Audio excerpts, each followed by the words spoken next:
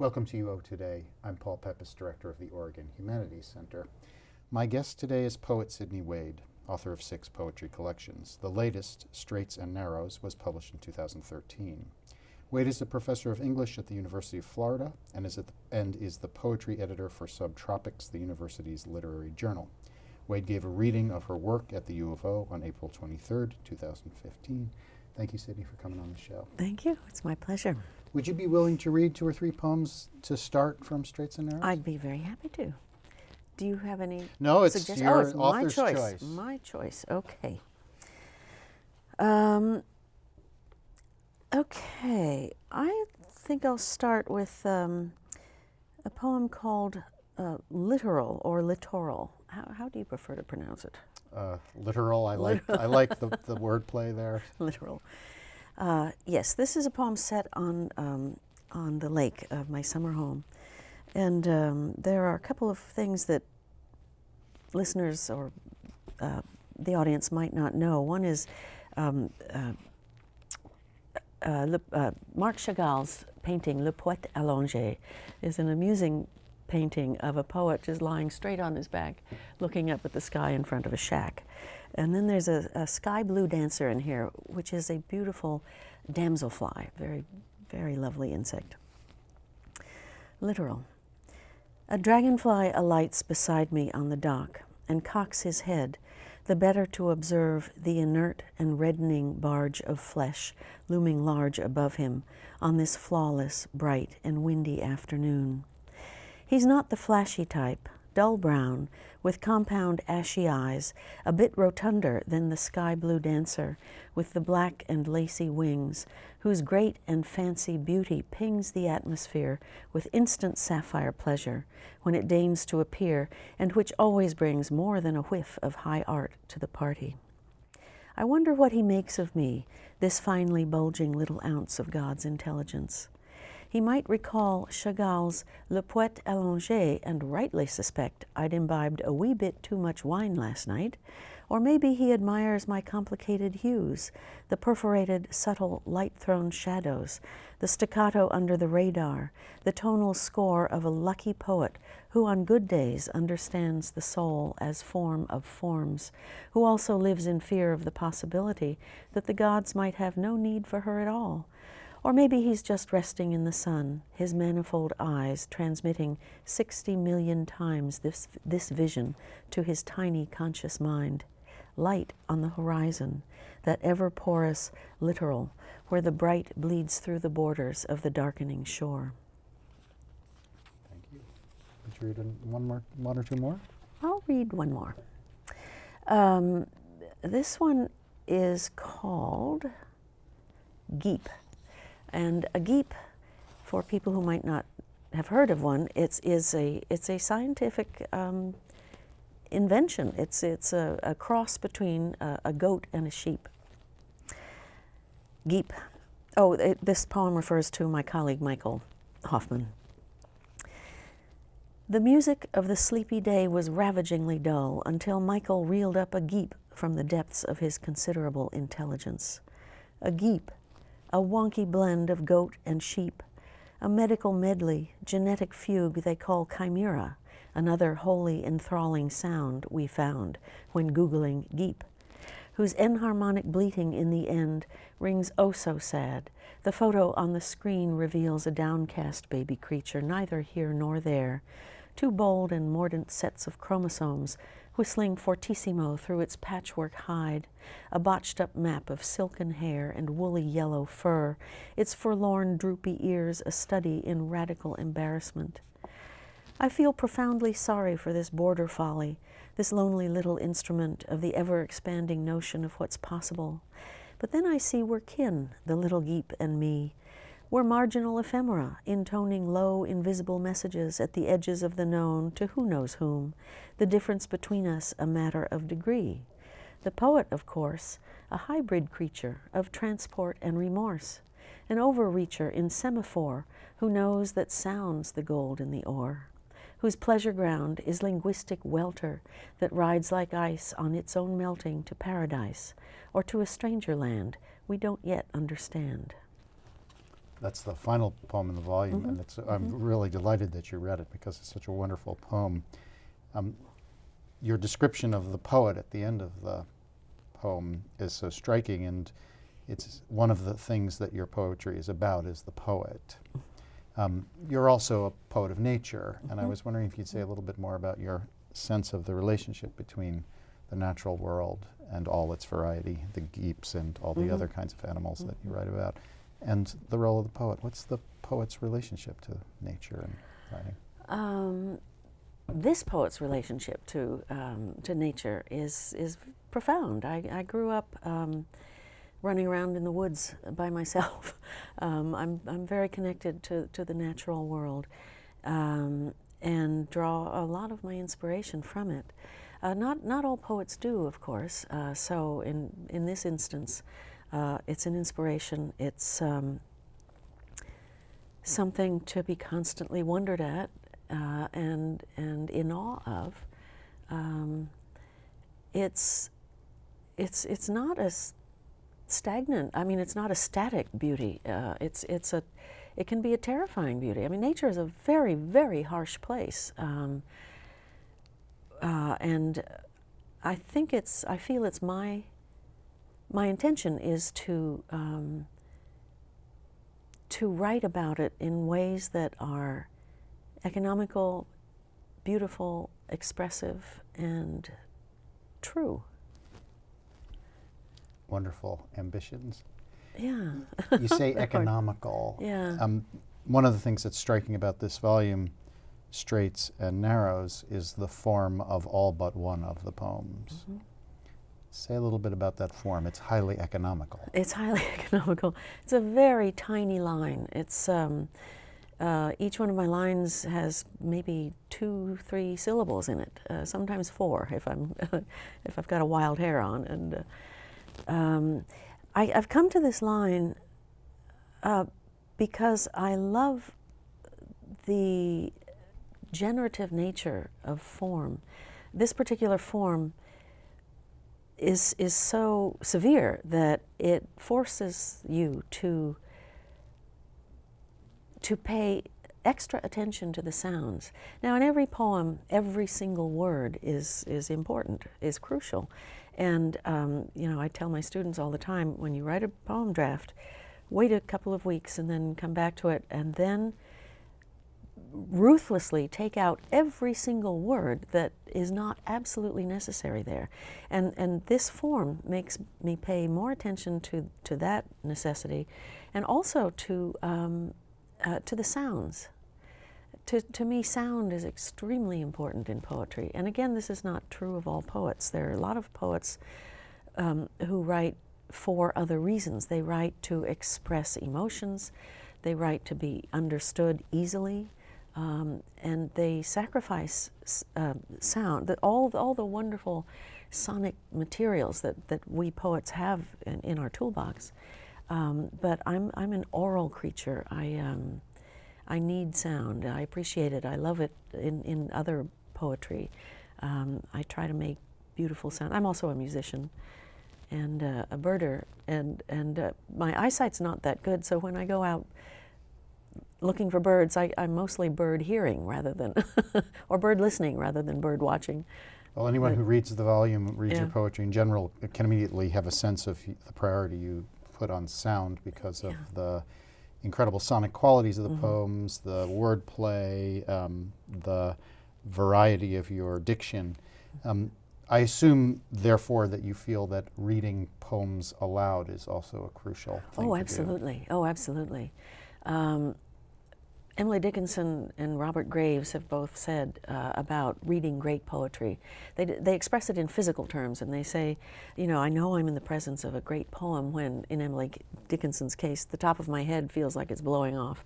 In Robert Graves' case, when the hairs on the back of his neck start to rise. And I feel that often when I'm in the presence of great poetry, but it's almost always when I hear it. So it's that added physical dimension of the sonic that really makes the poetry come alive. And of course, when you write poetry, you have to read it aloud in order to know what you've said, really, and to hear what you've said. And often in the revision process, if you read a line and you stumble over the line in reading it aloud, your brain, your body is telling you, look at this line again, there's something wrong here. And it's almost invariably true. It's an interesting way the subconscious has of informing the conscious mind about problems. I love your sense of the restrictions of form as generative. I know in your other volumes you've worked in many different forms. You sometimes write in free verse, but you often write in the sonnet, for example. The one variant poem in this volume is a mono-sonnet. Oh, yes. It's actually two mono-sonnets. Yes. First of all, tell our viewers what a mono-sonnet is. A mono-sonnet is a sonnet that has one word on each line.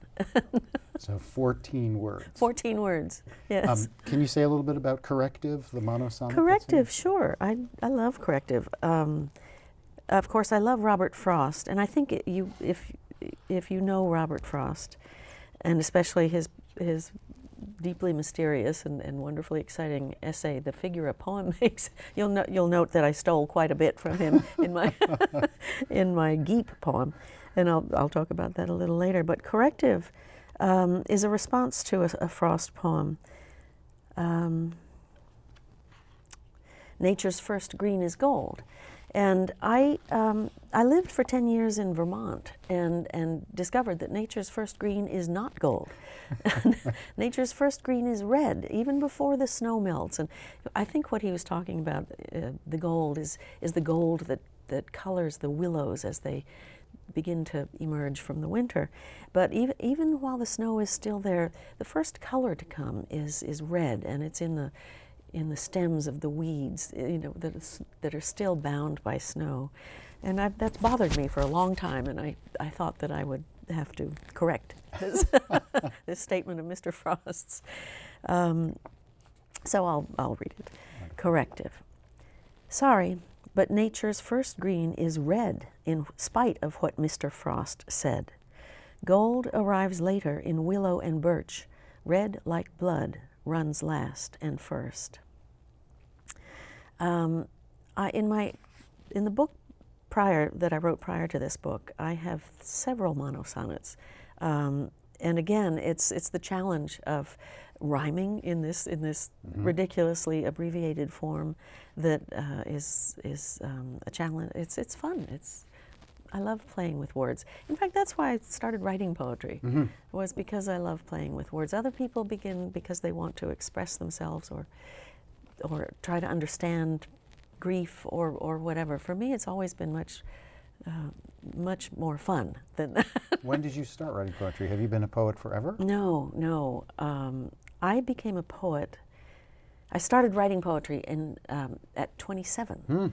I was never able to read poetry until then. You were an undergrad philosophy major. I was an undergrad philosophy major. I loved reading. I was a voracious reader. I loved fiction, and I read as fast as I possibly could to get to the end, to see what happened at the end of my books. And that's how I read poems.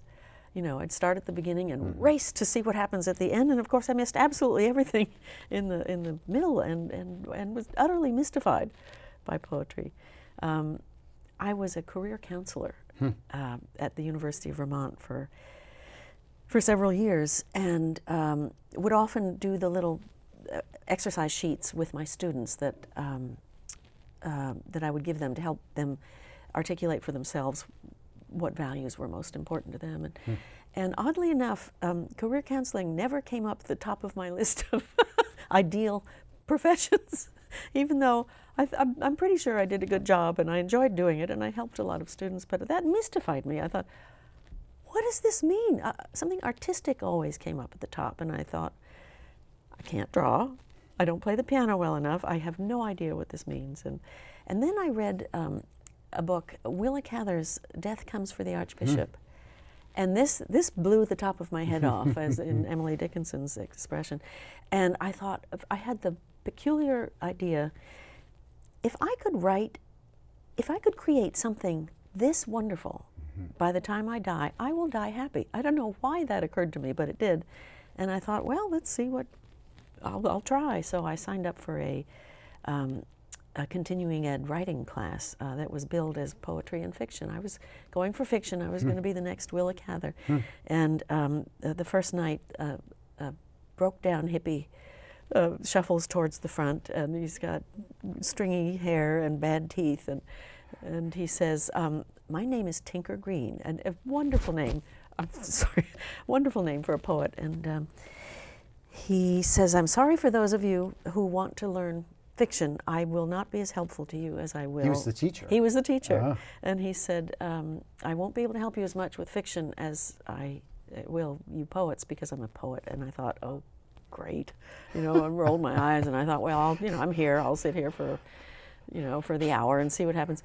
And it turns out he was a very engaging teacher. And he gave us a little exercise on Mimeo, a little Mimeo book of poems, W.C. Williams and Frank O'Hara. Very small things. And he sent us home with an exercise. And it was that exercise, in writing that exercise, where I understood that every word counts. Every word is important. And that's where I began to understand poetry, is when I started writing it. Wonderful story about discovering the beauty and wonder of poetry, but also a wonderful story about teaching. Yes. You are also a teacher as well as a Yeah. poet. Yeah. You spend one term of each year teaching students. Say a little bit about how you understand the relationship between your life as a writer and your life as a teacher. Do those overlap? Do you write while during the time that you're teaching? Do you draw on your experiences as a poet when you're in the classroom? Yes, certainly. I try to help my students avoid pitfalls by, describing my struggles. That's part of the teaching experience. I used to myself do the exercises that I gave my students. And for some reason I stopped doing that. I don't really know why. I should. Would you show them what you had done? Yes, I did. And not often. But yes. And it's a complicated thing, because sometimes, almost invariably, I think my poems were a little stronger than theirs, because I'd had so much more experience. That's one of the reasons I don't share. But I did one. It was a fiendishly difficult. And in fact, your colleague Jerry Doran was in this class the one time I did share it. It was this fiendishly difficult Welsh form. That you have to count the syllables, and you have to, it's a very prescribed form. Short, but terribly intricate rhymes and internal rhymes, and I think I struggled just as much as they did on that one. So do you find that students are resistant to the notion of form as an enabling, the constraints of form as enabling? Do you find that people come to your classes with a kind of ideal that free verse is really the only way to write poetry? Some do, yes. Not everyone. Some of my students, the minority of them, love form and profit very handsomely from engaging with form. And I insist that all my students engage with the form at some point during the semester. But some people just are not built that way, and you have to honor that. I am, but others are not. And as long as they've tried it out, and confirmed for themselves that it's not generative, but more frustrating than anything. It's not for everybody. Some of the poems in the volume and some of the things that I've read that you've talked about, the way that you understand the relationship between the agency of poetry and the agency of the poet. So there's 2 or 3 poems in there where you speak of, the speaker talks about waiting for poetry to arrive in a certain sense. Would you say a little bit more about that, how you understand that relationship between the poet and the poetry? And the poetry. It's a very mysterious thing. When I'm being good, I will set aside religiously 3 hours 2 or 3 times a week. I can't do it every morning. It's too intense an experience. And just wait for inspiration or the poems to arrive. And mostly the inspiration arrives through my tinkering with sound. I tell my students all the time that unless they allow the subconscious to help develop the direction of the poem, it's invariably going to be a dead thing on arrival. And I've had this experience often. You have a good title, you have an idea for a poem, you've got a theme, you've got a great, punchline, and you write the poem and you get there and you look at it 2 weeks later and it's dead. It's just absolutely lifeless and inert. And that's because you didn't allow for surprises, for your subconscious to help surprise you with the direction that the poem should move in. And it's a delicate balance, but it's absolutely necessary. That's where you learn that you know more than you thought you did about something. And that's where the learning from the writing of poetry comes in. It's you could call this the subconscious, you could call it the muse, you could call, it's been called many different things. But that's the magic. I love your emphasis on the surprise. There's a poem in the volume called Boulder.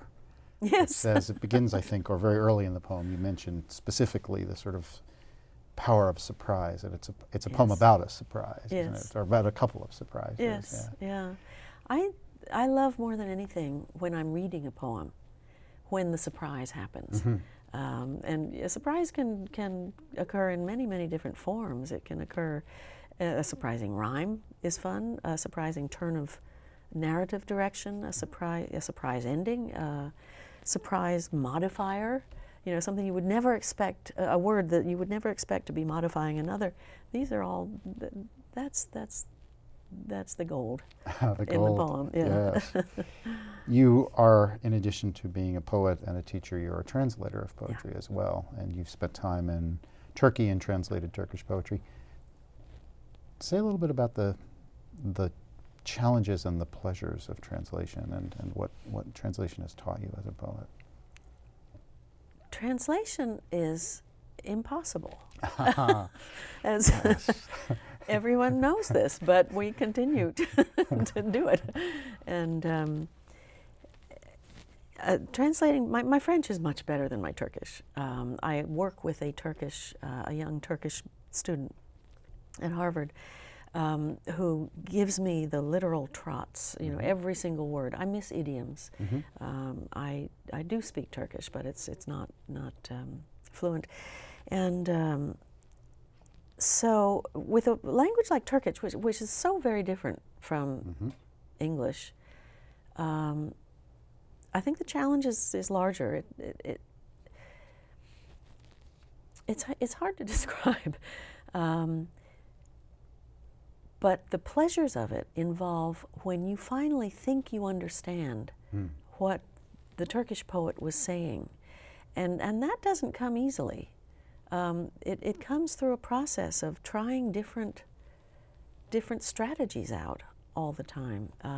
Of course, my job as a translator, as I see it, is to turn this poem into a poem that people will want to read in English.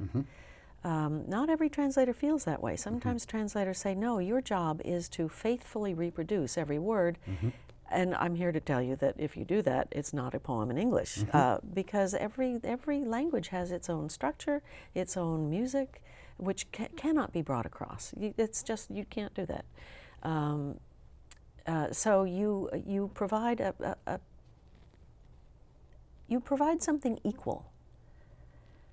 It's not exactly the same, it can't be, but you provide an equal experience in the end, you hope. And some translators will say that, no, in order to allow the reader in English to understand the real foreignness of the culture, you have to make it sound foreign, you have to make it awkward. But I don't agree with that. I'd rather provide pleasure to the reader of English than an intellectual understanding of the difficulties of communicating. So We have about 3 minutes left, so Sure. could I ask you to provide some pleasure to our viewers by reading a couple more of your poems? I'd be happy to.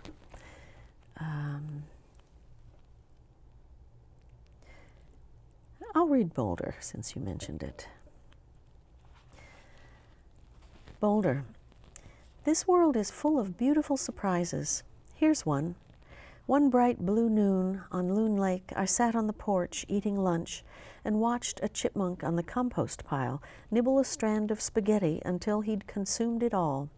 It pleased me well to share a meal with such congenial company, and then I heard a tremendous fluster in the lake.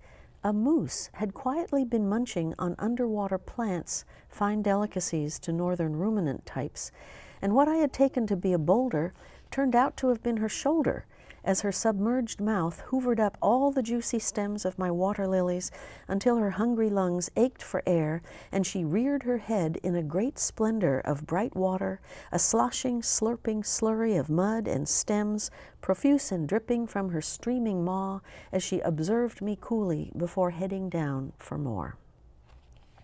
It's a wonderful poem. I Thank love you. the boulder shoulder rhyme in there. And it was literally true. I really thought that was a boulder out in the middle of the lake until it exploded. And Can you read another? I'll read another. This is a little less immediately understandable. This is called Such Luck.